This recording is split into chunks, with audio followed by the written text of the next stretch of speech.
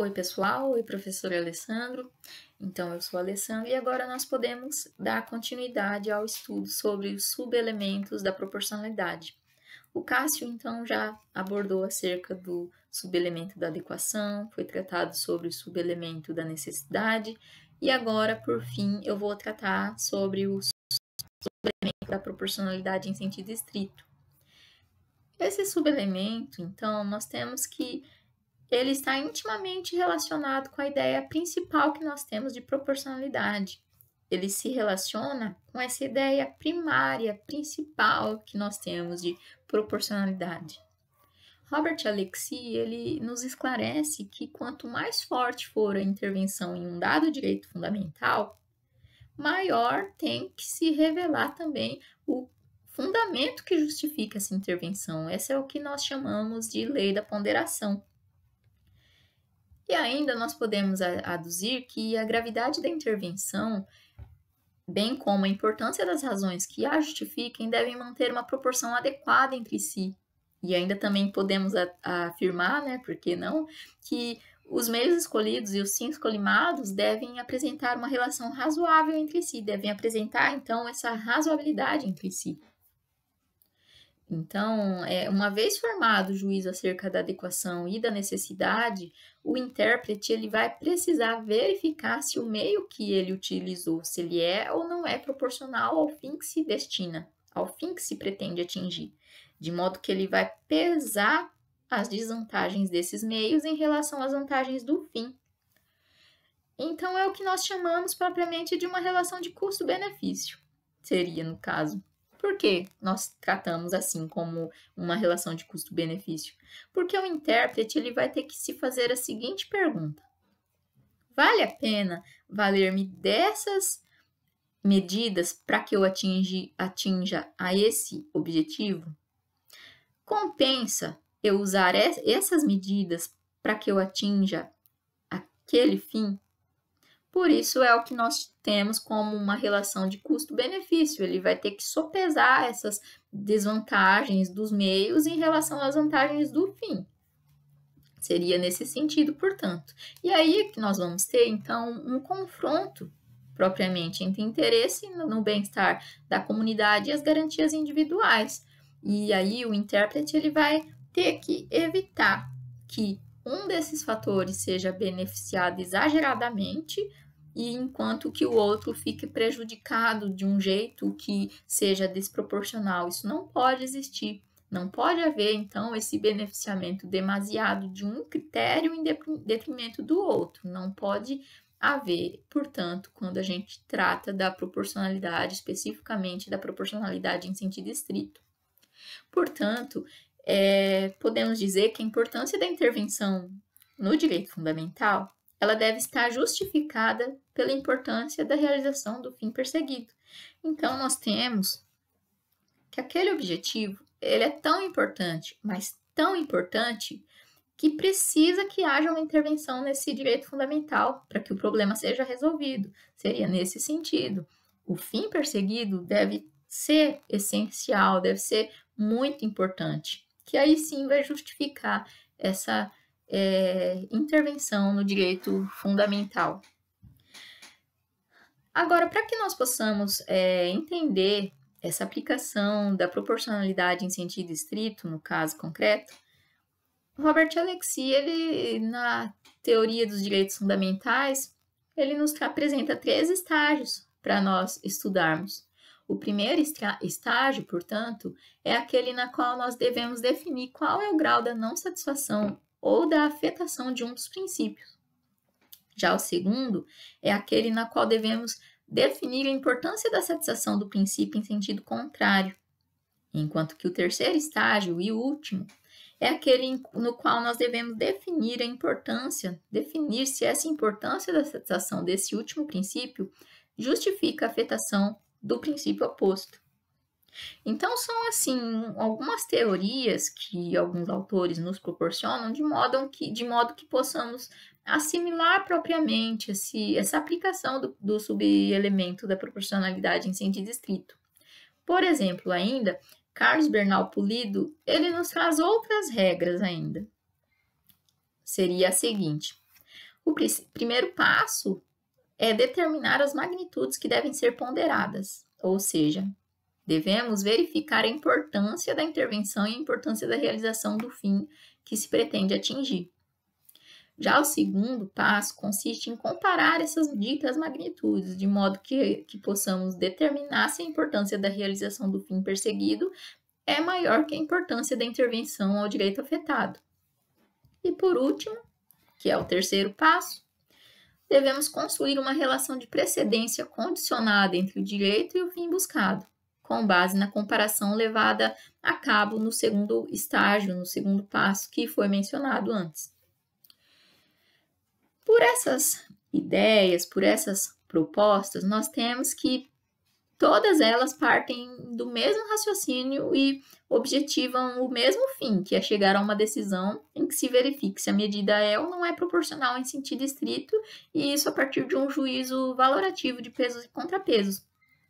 Então, é importante justamente essa questão da relação de precedência condicionada entre o direito e o fim buscado. Porque o intérprete ele vai ter que verificar quais são as condições daquele caso concreto. Porque só assim ele vai poder ponderar, vai poder analisar se um direito vai preponderar sobre o outro ou não. É muito importante que haja essa análise acerca das condições, das circunstâncias que estão sendo apresentadas ao intérprete, para que só assim possa ser dito qual direito vai prevalecer sobre o outro. Então, esse seria aquele juízo valorativo de pesos e contrapesos. Seria nesse sentido, ele vai ponderar mediante a análise das condições que a situação de conflito está se apresentando, mediante os direitos em conflito que estão sendo apresentados. Então, nós podemos afirmar, por isso que nós expomos até agora, que quanto maior for a importância material de um princípio constitucional dentro do sistema da Constituição, então maior também vai ser o seu peso na ponderação. Ou seja, quanto mais forte a intervenção do direito fundamental, maior também vai ser o seu peso, maior vai ser o peso do direito na ponderação, e correlativamente também, quanto mais intensa for a realização do princípio que fundamenta a intervenção legislativa, maior vai ser o seu peso na ponderação. Então, nós temos que alguns princípios, como o princípio do Estado de Direito, o princípio da dignidade da pessoa humana, eles por si só já são princípios muito fortes, muito, muito fortes. Já são princípios que carregam um peso muito grande. Eles por si só. Então, quando a gente está diante de um processo de ponderação, quando estamos diante de uma situação de conflito, eles possuem uma presunção relativa de precedência condicionada em relação aos demais direitos fundamentais de um modo geral. O que nós queremos dizer é que o princípio do Estado de Direito, o princípio da dignidade humana, eles não são absolutos, mas eles já vão sair na frente, muitas vezes, quando estamos diante de uma situação de conflito. Mas, como nós dizemos, então, não trata-se de direitos absolutos, eles possuem uma presunção relativa de precedência condicionada. É relativo porque vai depender das circunstâncias do caso concreto. Na maioria das vezes, sim, na maioria das vezes eles já possuem muito peso, muita força e vão passar na frente de outros princípios, mas há que se verificar quais são essas condições, quais são essas circunstâncias, para aí sim nós podermos chegar a esse critério valorativo, portanto. Então, essa relação de precedência condicionada é justamente isso. É indicar quais são as condições nas quais um princípio vai preceder ao outro, de modo que sejam levadas em consideração todas as peculiaridades do caso concreto. Nós vamos indicar quais são essas condições, essas circunstâncias, de modo que a gente possa verificar todas as particularidades que estão ali acontecendo naquela situação. Só assim nós vamos poder tratar e dizer que esse direito X vai preceder ao direito Y, portanto. Por isso é o próprio nome, de relação de precedência condicionada. Ele vai preceder, o direito vai preceder ao outro direito sob determinadas condições. Daí a importância do estudo acerca dessas circunstâncias do caso concreto. E é uma aplicação, né, que é uma regra que vai se estender a todos os casos que forem tidos como análogos e idênticos. Se for verificado alguma situação de maior peso, alguma situação diferente, aí não, mas no geral, né, uma regra que vai ser estendida a todos os casos que forem idênticos e análogos, portanto. E como uma forma ainda, né, de darmos continuidade no nosso estudo, nós podemos adentrar ainda dizendo que alguns autores, como Robert Alexy, defendem que a norma da dignidade da pessoa humana ela é híbrida. Ou seja, Robert Alexy entende que ela é tratada em parte como regra, porque ela é cumprida ou pode não ser cumprida, e também é tratada em parte como princípio. No entanto, isso ficou bem claro no nosso texto, que a dignidade da pessoa humana ela é um princípio, portanto, ela nunca deve ser tratada como uma regra.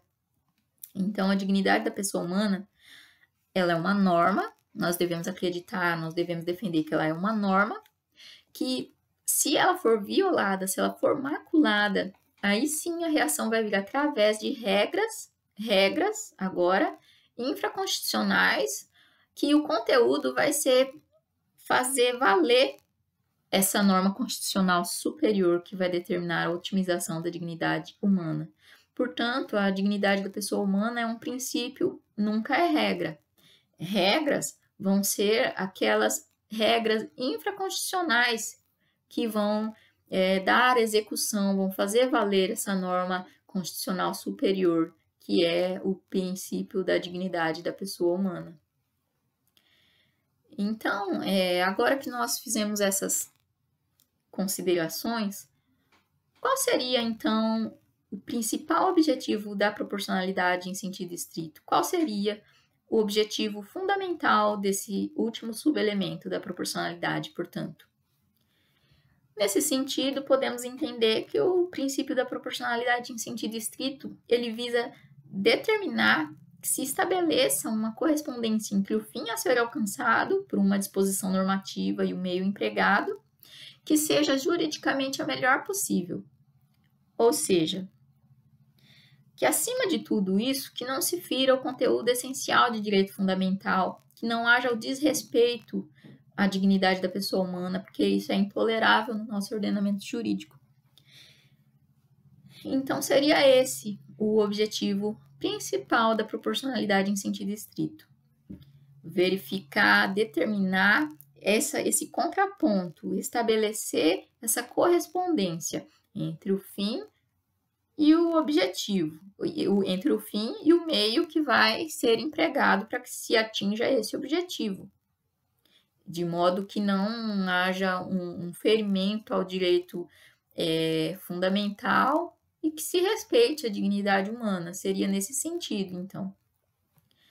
E nós podemos ter, então, que a dignidade da pessoa humana, especificamente, juntamente com outros princípios que são base do nosso ordenamento jurídico, eles não possuem, então, o caráter absoluto quando estão diante de uma situação de conflito.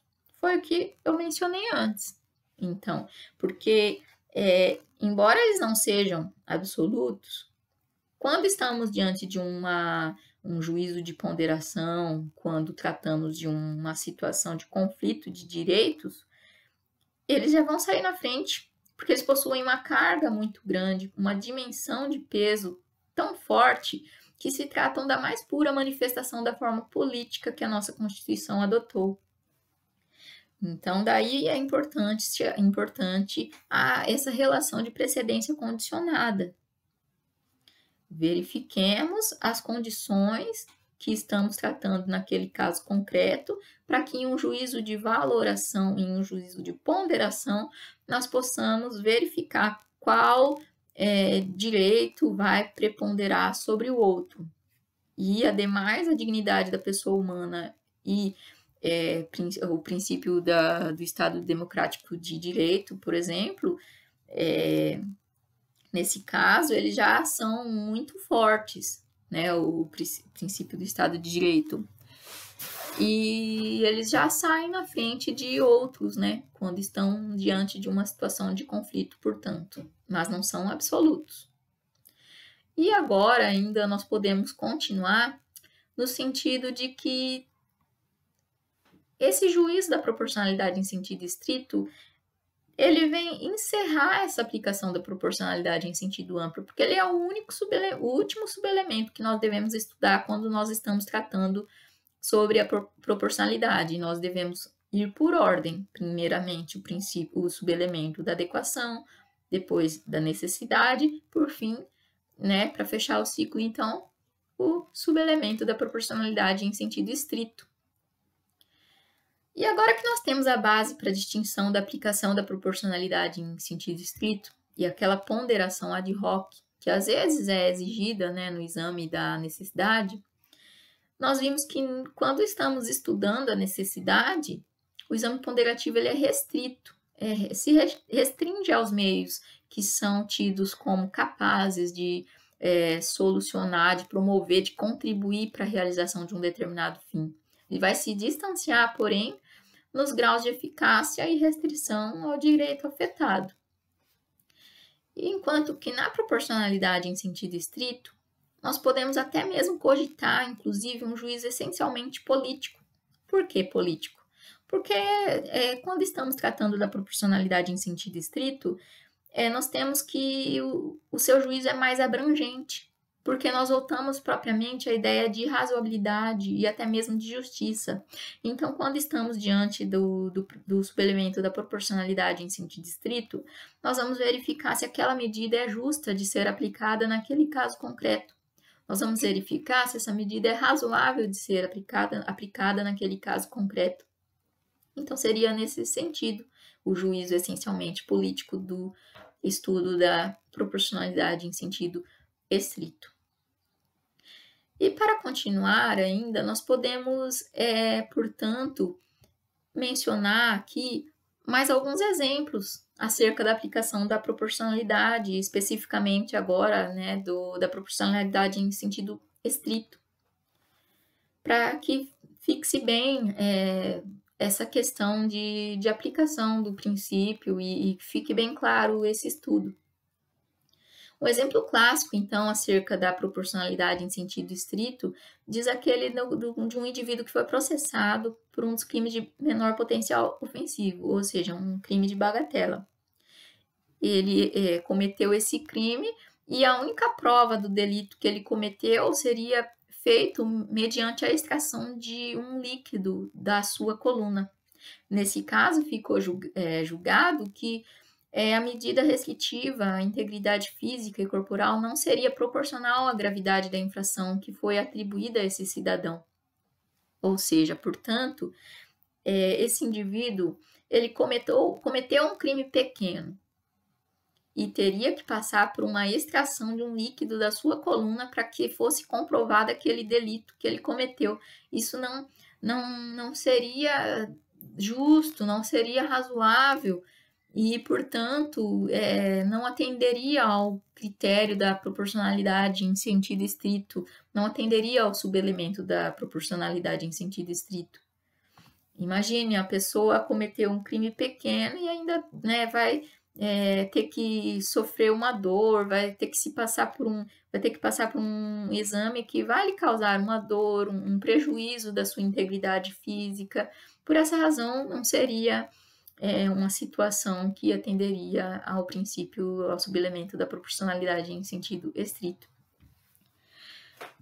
E aqui um outro exemplo que nós temos, que é interessante de ser estudado, acerca da aplicação da proporcionalidade e seus subelementos, trata daquele caso famoso que aconteceu nos anos 2000 de uma cantora mexicana que foi presa aqui no Brasil, acusada de ter cometido vários crimes. Então, ela foi presa pela Polícia Federal. E dentro da prisão, ela veio a engravidar. E ela acusava policiais federais de terem abusado sexualmente dela e que por isso ela teria engravidado. Só que ela se recusava. Ao mesmo tempo que ela acusava os policiais federais de terem cometido esse crime, ela se recusava a citar nomes. Ela não falava especificamente quem que cometeu esses abusos contra ela. E aí aconteceu que houve uma afronta, houve uma violação muito grande, assim, a dignidade daqueles policiais, porque eles se sentiram muito ofendidos mesmo, eles alegavam que não tinham cometido esse crime. E, portanto, os policiais federais entraram na justiça objetivando que fosse determinada a realização de um exame, assim que a criança nascesse, um exame da placenta dessa cantora, para que se verificasse, se comprovasse a paternidade daquela criança. Porque os policiais federais alegavam não ter cometido aquele abuso e, portanto, eles mesmos se dispuseram a realizar os exames, de modo a elucidar aquela questão e portanto, demonstrar a toda a sociedade que eles não teriam cometido esse crime. Só que a atriz, a cantora, além dela não mencionar o nome de quem cometeu esse abuso contra ela, ela também se recusava a realizar esse exame de DNA, sob o argumento de que, além dela ter passado por esse constrangimento de ter sofrido um abuso sexual, ela ainda teria que passar por mais esse constrangimento de ter que realizar esse exame para verificar quem seria o pai do filho dela e que esse seria um exame invasivo e que feria sua intimidade, portanto ela não queria, ela não iria fazer esse exame. E nesse sentido, os policiais federais, eram mais de 60 policiais federais que estavam sendo acusados, eles argumentaram no sentido de que deveria ser determinada a realização do exame, porque seria o único meio capaz de se verificar a paternidade daquela criança e de se comprovar que eles não tinham cometido um crime contra ela, de uma forma de se limpar a sua honra, de limpar a imagem da Polícia Federal, que até mesmo pela mídia que começou a expor toda aquela situação, isso gerou um sofrimento muito grande para as partes. Então, o que nós tínhamos nesse caso era uma situação de conflitos de direitos fundamentais. Nós tínhamos, enquanto, de um lado, o direito fundamental da cantora à sua intimidade, e de outro lado, nós tínhamos o direito à imagem, à honra dos policiais federais que foram acusados de um crime que eles alegavam não ter cometido. E no final ficou decidido, então, que em atendimento ao princípio da proporcionalidade e de seus subelementos, portanto, deveria ser realizado o exame de DNA assim que a criança nascesse, sim. E aí ficou, então, demonstrado que a criança não era filha de nenhum policial federal e que o pai da criança seria um namorado ou o próprio advogado dela que veio a visitar ela na prisão e por isso ela engravidou. Mas, então, nessa situação, enquanto a gente tinha, de um lado, a questão da intimidade da cantora e, de outro lado, o direito à honra e à imagem dos policiais, restou julgado, assim, pelo entendimento, que deveria prevalecer o direito à honra e à imagem dos policiais federais, porque eles não tinham como provar a sua inocência. Esse seria o único meio possível de se provar que eles eram inocentes de uma acusação que a cantora estava fazendo e ela não mencionava o nome, né, da pessoa que veio a cometer esse crime.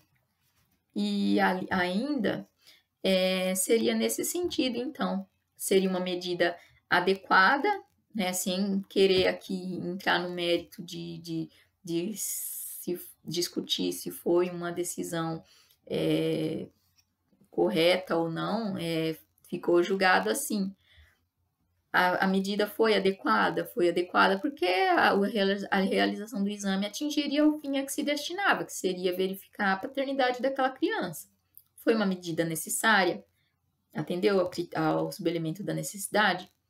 Foi necessário porque não havia um meio menos gravoso e igualmente eficaz, a demandada, né, que seria a cantora, que resolvesse aquela questão.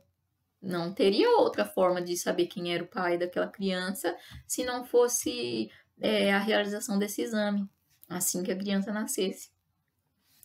E atendeu ao critério, ao subelemento da proporcionalidade em sentido estrito? Teria atendido sim, né, desse ponto de vista, acerca desse julgamento, sim, tendo em vista que houve uma proporção entre o direito à honra e à imagem dos policiais federais e aquele ferimento, né, aquela violação que supostamente acabaria acontecendo na intimidade da cantora, que ela teria que realizar esse exame. Então, esse seria um exemplo da aplicação da proporcionalidade em sentido da proporcionalidade mesmo e de seus subelementos, né? Um outro exemplo que eu gostaria de trazer também diz acerca da questão de um candidato que foi aprovado em todas as etapas para o concurso da Polícia Militar, mas chegando na etapa dos exames médicos, ele reprovou porque usava óculos. Bom, no meu ponto de vista, uma reprovação de um candidato nesse sentido seria inconstitucional e ainda preconceituosa, até porque se trataria de uma questão que a pessoa tem um grau de miopia que é plenamente corrigível com óculos de grau, é plenamente corrigível com o uso de lentes de contato. Hoje em dia tem até cirurgias para isso, né? Então, no meu ponto de vista, não, a reprovação desse candidato não atenderia ao princípio da proporcionalidade. Então, assim, se a pessoa tem esse problema de ter que usar óculos de grau, mas é uma situação que não prejudica o exercício das funções de um policial militar, então, ao meu ver, não atenderia ao princípio da proporcionalidade e seus subelementos. Então, né, no meu ponto de vista, a solução mais adequada seria aprovar e permitir que esse candidato tomasse a posse e ele, usando uma lente de contato, usando óculos ou fazendo a cirurgia, se ele assim desejar, que ele daí desse continuidade nos trabalhos da Polícia Militar. Porque, no meu ponto de vista, até mesmo para a própria instituição da Polícia Militar, seria mais benéfico que ela aprovasse em seus quadros uma pessoa que ficou melhor colocada, né, tanto que tem mais conhecimento teórico, uma pessoa que tem mais preparo físico, e embora use tenha um grau de miopia que não interfere em nada no exercício das suas funções, do que aprovar alguém que de repente ficou numa colocação pior, não vai ter todo aquele conhecimento teórico na prova, às vezes não tem nem aquela capacidade física que se esperava, e só porque ela não teria esse problema de usar óculos. Então, no meu ponto de vista, a reprovação de um candidato sob essas circunstâncias não atenderia ao princípio da proporcionalidade também. E também então seria nesse sentido, né? Se o fato da pessoa usar óculos não interfere no exercício da função, não acho que seria razoável essa reprovação desse candidato. Então seria essa, né, a nossa explicação. Agradeço a todos pela atenção e muito obrigada.